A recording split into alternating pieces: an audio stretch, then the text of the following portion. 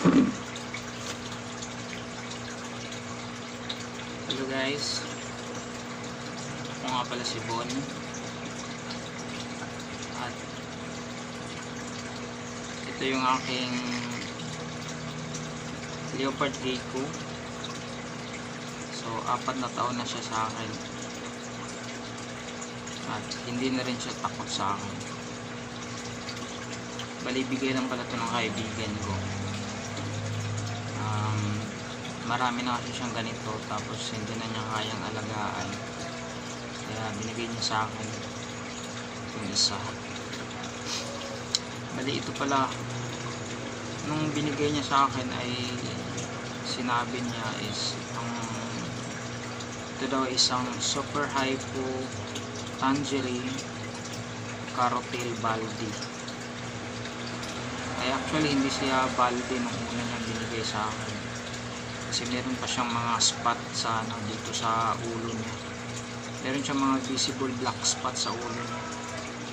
Pero habang tumatagal siya sa akin, nawawala yung black spot niya. Ayan. Nagiging baldi siya. Hindi ko alam kung ganun ba talaga. Pero so far, so good. Wala naman akong dati, di ko talaga alam kung paano mag-alaga ng Leopard Gecko. Bigla na lang niya akong binigyan ng ganito. Tinanggap ko. Akala ko nga nung una hindi ko mabubuhay. Pero yung Leopard Gecko pala guys ay napakadali lang alagaan. Hindi sila parang beginners friendly siya na na reptiles. Kasi napakadali niyang alagaan. Dati nilalagay ko lang ito siya sa sa enclosure na plastic container, tapos yung kanyang substrate is newspaper lang. Pero ngayon nilipat ko na siya sa isang bioactive terrarium.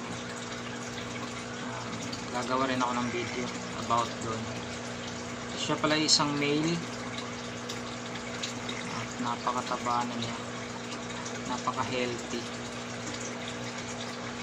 Kumpara ko nung gumamit ako ng newspaper na substrate saka yung ngayon na bioactive na. Gustong-gusto niya yung ngayon kasi nakakapag-dig siya. Gustong-gusto kasi ng Leopard Gecko yung gumagawa ng lungga. Yun, nagdidig sila talaga. Kaya pag bibigyan mo siya ng enclosure na merong substrate talaga na matutuwa siya. Ayan. Dati hindi ko to siya ginagalaw. Hinahayaan ko lang siya sa kanyang enclosure. Hindi ko siya hinahawakan. Siguro mga 2 taon.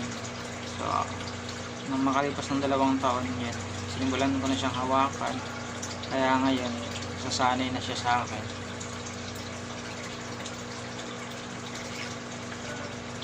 Hindi na siya nahihiya.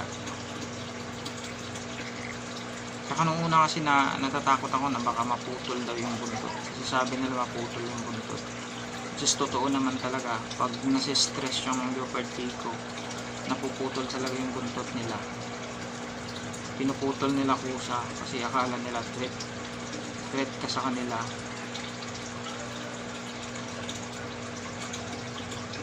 Kaya yung advice ko sa mga unang nag-aalaga ng Leopard Gecko is hayaan nyo lang muna sila na masanay sila sa iyo. Malalaman mo kung sanay na sila sa iyo kasi kapag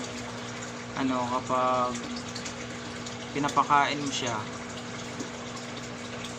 kusa na siyang lumalapit siya. Pag nakita ka niya, parang lalapit siya sa enclosure, sa bunganga ng enclosure. Pag ganun yung behavior niya, ibig sabihin nun, parang hindi na siya takot sa iyo. Kasi kinikilala ka na niya na ikaw yung tagapag-alaga sa kanya. Ikaw yung tagapagbigay ng pagkain niya. At hindi na siya natatakot sa iyo. So yun lang guys. Kung nagustuhan niyo yung video na to, paki-subscribe na lang para magkaroon tayo ng para lalaki yung channel natin, at saka makakapag-upload pa tayo ng maraming video. Actually hindi lang siya yung alaga ko, meron din akong turtles kasi mahilig talaga ako sa sa mga reptiles, mostly reptiles. Nung una ang hilig ko talaga is turtles. Meron akong mata-mata, meron akong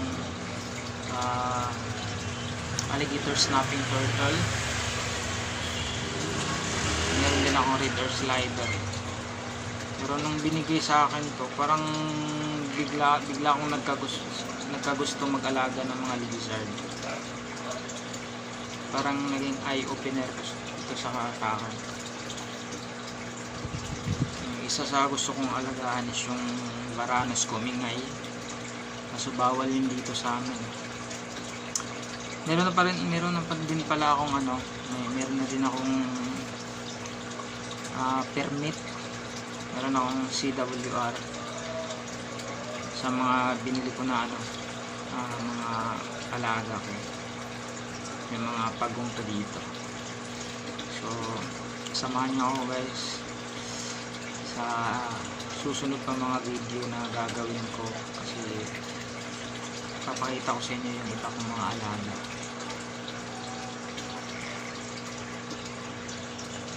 So yun lang guys, salamat, sana nagustuhan niyo yung video, sana mag-subscribe kayo. Thank you.